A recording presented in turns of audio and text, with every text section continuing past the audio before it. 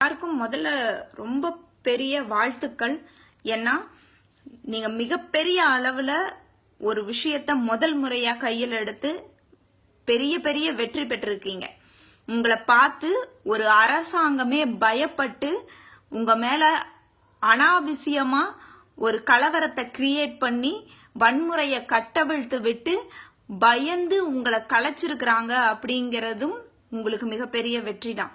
இது நிச்சயமா கண்டிக்கக்கூடிய விஷயம் அவங்க இந்த மாதிரி செஞ்சத.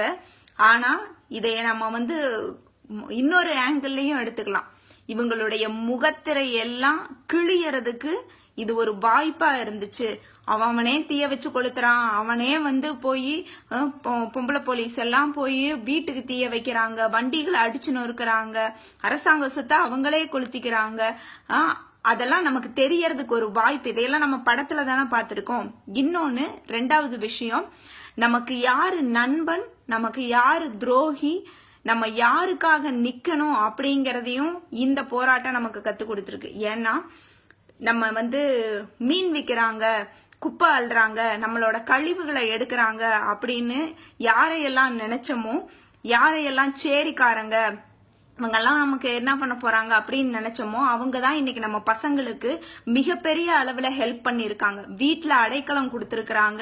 இன்னைக்கு பசங்களுக்கு இந்த அடியில பாதிய வாங்கி இருக்கிறாங்க. கடல் வழியா காலையில மீட்கிறதுக்கு ஹெல்ப் பண்ணிருக்காங்க, போராடி இருக்கிறாங்க.